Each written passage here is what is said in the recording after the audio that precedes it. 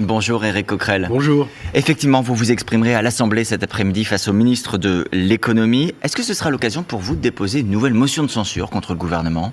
Pas maintenant, mais nous l'avons dit, si jamais il n'y a pas de projet de loi de finances rectificative qui nous permet de voter sur un budget qui a complètement été refait, il y aura à ce moment-là une motion de censure. Il faut bien qu'à un moment donné, cette Assemblée ait le droit de voter.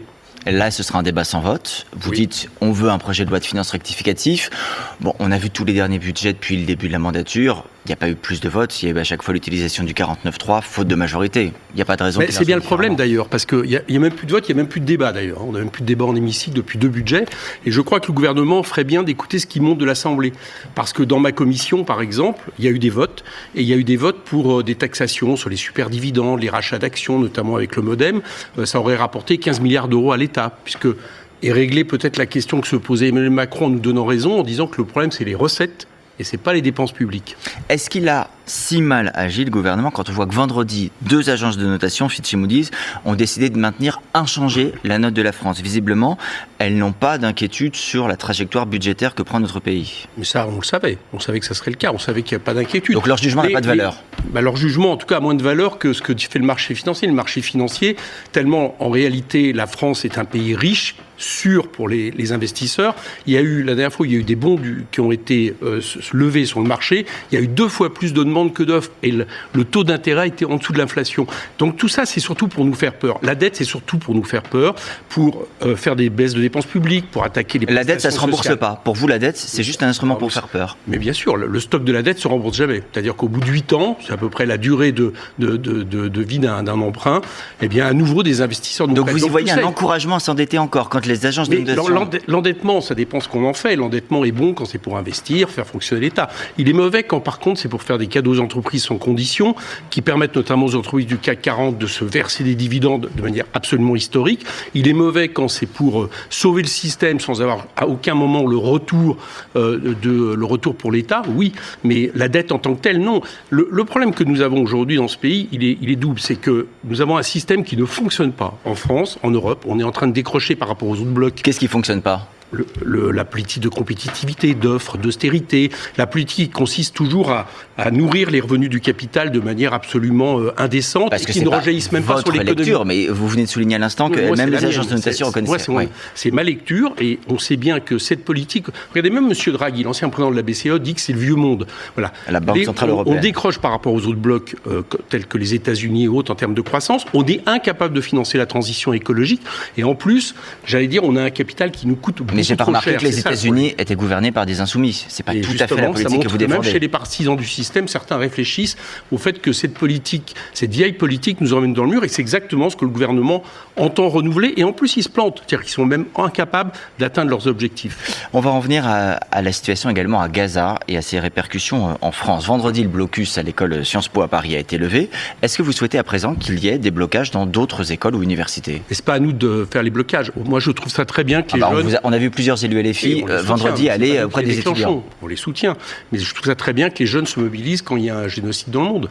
D'accord ? Et le génocide, c'est pas moi qui le dis, c'est la Cour de justice internationale, vous savez, en janvier, qui a parlé de risque de génocide. Et vous n'instrumentalisez pas ce mouvement de certains étudiants ? Nous soutenons un mouvement de jeunesse qui a raison de se révolter et se battre au nom du droit international et de la paix.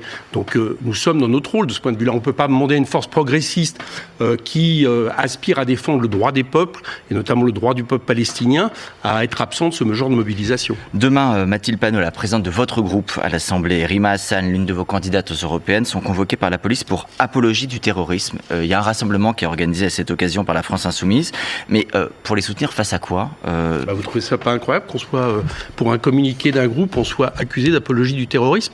Il y a une lettre du CNDH, condamné, Éric Coquerel, des droits de l'homme qui vient de s'adresser au ministre de la Justice, qui dit qu'on ne peut pas attaquer des personnes et des politiques au nom de l'apologie du terrorisme simplement parce que au nom d'une vision qui serait différente de celle de M. Netanyahu. Donc c'est pas normal pour vous de rendre compte du conflit ou de en vous cours. expliquer que vos élus s'expliquent, c'est pas un processus normal. C'est normal qu'aujourd'hui, par rapport à une opinion politique qui n'est peut-être pas celle que M. Netanyahou souhaite, qui n'est peut-être pas celle que le gouvernement souhaite, on se retrouve devant la justice. Mais c'est incroyable. Vous savez à quoi cette Pour le moment, la police, vous n'êtes pas encore en procès, vos élus sont pas encore en procès. Oui, d'accord, mais il y a interdiction de manifestation, interdiction de meeting, un syndicaliste qui a pris un an... Il n'y a pas interdiction de manifestation, il y a eu une interdiction de conférence pour trouble à l'ordre public.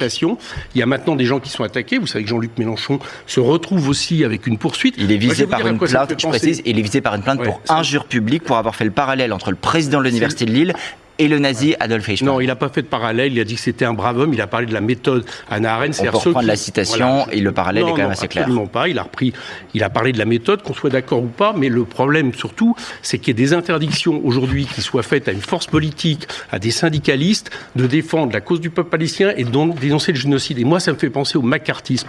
Le macartisme, c'était d'attaquer des gens pour un ennemi intérieur, c'était le communisme à l'époque, et depuis le choc des civilisations, depuis que donc il y a un complot contre vous. Camouflé, j'ai pas parlé de complot, depuis que M. Netanyahou a camouflé un conflit colonial en guerre de religion, c'est l'arabo-musulman et aujourd'hui c'est le palestinien. Éric Coquerel. Donc il faut arrêter avec ça. Moi j'appelle tous les démocrates à se mobiliser par rapport Éric à Coquerel, ça. est-ce que vous êtes malgré tout inquiet de la progression de l'antisémitisme en France ?